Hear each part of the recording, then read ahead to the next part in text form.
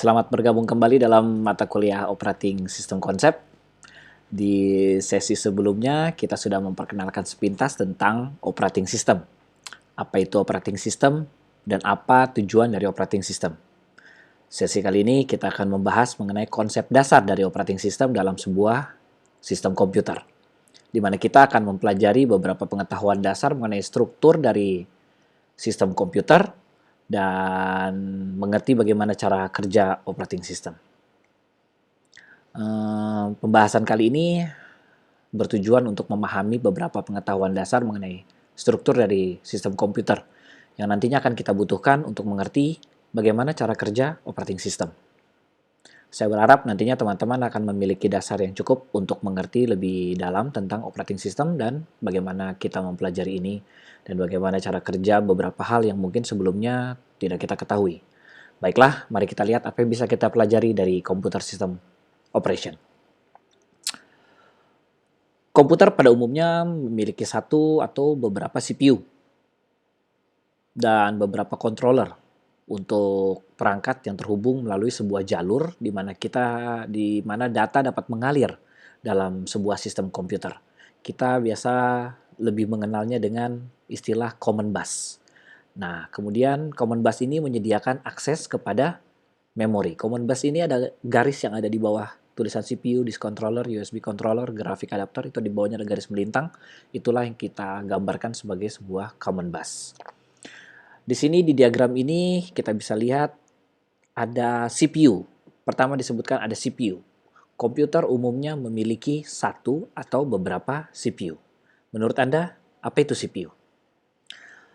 Cukup banyak yang beranggapan bahwa CPU adalah kotak komputer yang ada tombol powernya, ada colokan di belakang, ada lampu-lampu. Karena sering sekali itu ada yang bilang, wah CPU saya rusak nih, nggak tahu, nggak mau nyala. Mau dibawa ke tukang servis tapi berat, mau diangkat. Nah, CPU itu sebenarnya adalah otak dari komputer, di mana semua proses komputasi itu dijalankan. Sama seperti otak Anda dan otak saya, ukurannya memang tidak besar, tidak sebesar tubuh kita, tapi merupakan bagian yang sangat penting dari seorang manusia. CPU juga bentuknya kecil, seperti chip. Bentuknya chip berukuran kecil dan memiliki inti atau core berjumlah satu atau lebih. Nah, logikanya penggunaan multicore itu akan mempercepat perhitungan atau komputasi yang dikerjakan oleh sebuah sistem komputer. Jadi apabila memiliki dua core-nya ada dua, bisa kita umpamakan seperti memiliki dua otak. Pasti satu pekerjaan akan lebih cepat selesai apabila dikerjakan dengan kondisi seperti itu, dengan dua pikiran. Umumnya sekarang prosesor itu memiliki lebih dari satu core. Misalnya kita sering dengar istilah dual core untuk prosesor yang memiliki core itu dua buah dalam satu prosesor. Ada quad core untuk yang memiliki 4 core dalam satu prosesor. Ada juga octa-core untuk 8 core, dan seterusnya. Nah, prosesor juga dengan beberapa inti atau core ini, ada juga komputer yang memiliki beberapa prosesor di dalam satu motherboard. Jadi bukan hanya satu core, beberapa core di dalam prosesor, tetapi beberapa prosesor di dalam satu motherboard. Nah, kalau misalnya dengan quad-core CPU yang kita bayangkan misalnya quad-core CPU. Quad-core CPU ini layaknya sebuah komputer berjalan dengan 4 buah CPU. Karena ada 4 core di dalamnya. Nah, karena di zaman sekarang ini produsen motherboard juga berlomba-lomba untuk menghadirkan motherboard yang cepat, yang hebat. Jadi sekarang banyak juga komputer itu yang bukan cuma dengan satu prosesor, lebih dari satu prosesor. Seperti gambar di samping, ada dua slot CPU di sebelah. Jadi secara fisik, komputer ini mampu menampung beberapa CPU. Dengan demikian, motherboard dengan dua CPU seperti gambar di samping ini, apabila dilengkapi dengan dua buah, katakanlah octa-core prosesor, atau prosesor dengan 8 inti, maka akan menghasilkan sebuah komputer dengan 16 core prosesor, atau dengan 16 otak dalam satu komputer. Demikian halnya apabila motherboard tersebut mendukung lebih banyak lagi soket CPU, seperti gambar di samping ini ada 4, maka kemampuan komputasi komputer tersebut akan berlipat ganda. Komputer yang semacam ini lebih sering kita temui dalam sistem server yang harus dapat diakses, harus dapat melayani banyak user pada saat yang sama. Berbeda dengan komputer pribadi atau desktop atau laptop yang biasanya Anda gunakan sendirian, satu orang saja pada saat yang sama, menggunakan quad-core CPU sepertinya itu sudah lebih dari cukup untuk penggunaan sehari-hari. Kalau server itu karena harus diakses oleh banyak orang pada saat yang sama, maka kebutuhan akan computing atau processing akan lebih tinggi.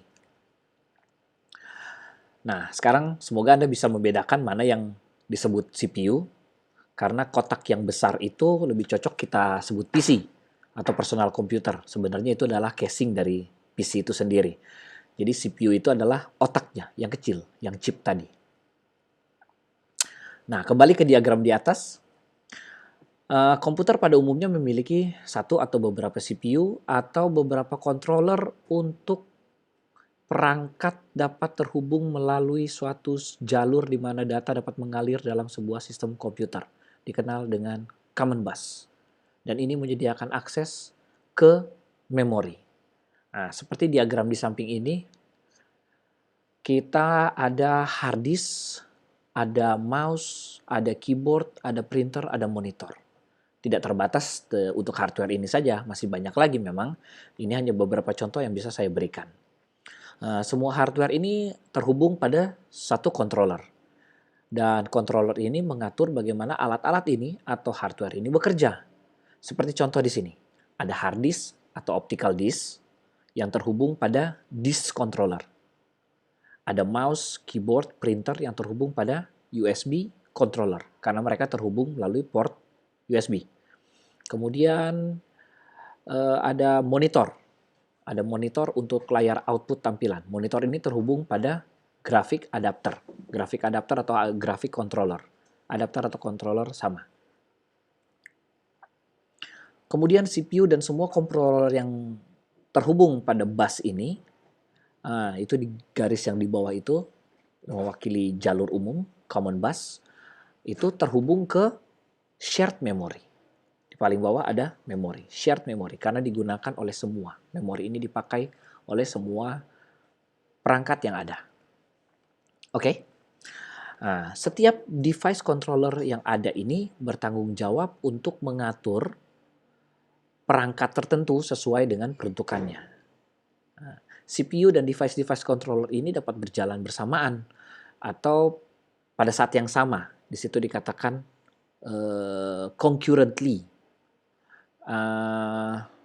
Dan secara bergantian perangkat-perangkat ini akan meminta akses ke memori.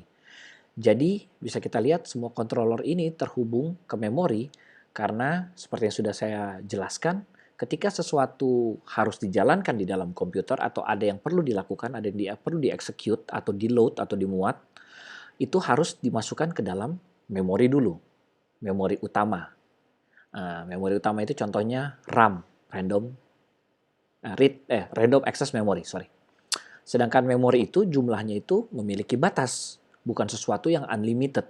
Misalnya desktop atau laptop Anda ada memorinya misalnya berukuran 4 GB, 8 GB, atau 16 GB atau lebih. Nah, jadi dikatakan di sini CPU dan device controller can execute concurrently. Jadi CPU dan device controller dapat berjalan pada saat yang sama, berbarengan. Sebagai contoh misalnya, kita sedang menonton sebuah video. Pada saat yang sama, Anda dapat meminimize video tersebut. Kemudian membuka Microsoft Word dan mengetik sesuatu. Ketika Anda melakukan hal ini, Anda tidak akan mengalami lag atau freeze, atau misalnya saat mengetik Microsoft Word, maka video yang Anda putar itu berhenti atau hang. Itu karena itu bisa disebut dengan berjalan bersamaan, concurrently. Jadi segala sesuatunya jalan tanpa ada yang hang salah satunya.